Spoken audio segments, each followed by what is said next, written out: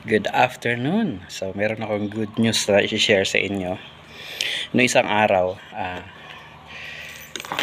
punta kami sa Summit or Summit Island sa Rayong.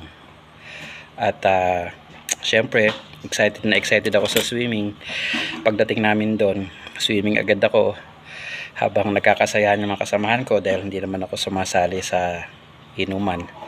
So sagot ko yung pulutan at yung swimming. Then after ng swimming ay naggayak na ako at maaga rin ako natulog. Kinabukasan ng umaga, 6 AM pa lang bumangon na ako at nag-swimming ulit ako.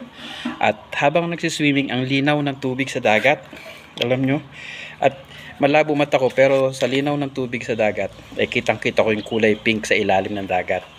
Yung hanggang dito lang yung lublob ko sa dagat. Mga kasamahan ko natutulog pa yung iba dahil may hangover, yung iba naman nagpipicture na, at ako naman ay nakalublob na sa dagat. At bilang ganti, nag-ala One Piece ako, nag-ala pirate na naghahanap ng treasure. Ito yung nakita ko sa ilalim ng dagat.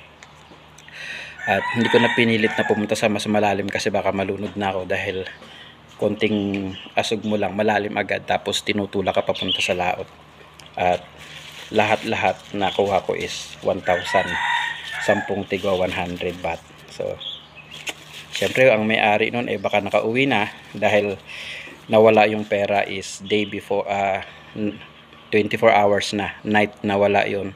So kinaumagahan yung pera nandun pa rin sa ilalim at hindi na napunta sa ibang lugar dahil ako yung kauna-unahang naligo nung umaga na yun. So kahit hanapin ko yung may-ari ng pera eh malamang nakaalis na dahil sa kasamahan ko wala naman naghanap ng pera.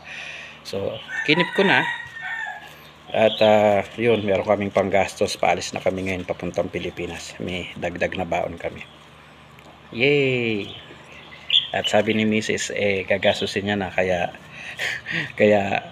kailangan i-vlog muna natin.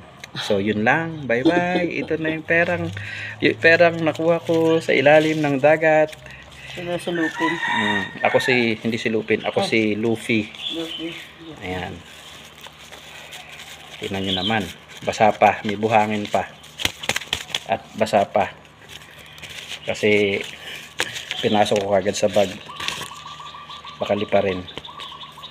So yun lang po at ako ay magpapaalam na. Kami ay sasakay ngayon sa train papunta sa Bangkok galing dito sa northern part ng Thailand.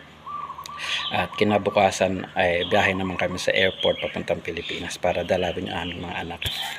So yun, bye bye. See you mga kaibigan, mga kapatid. God bless.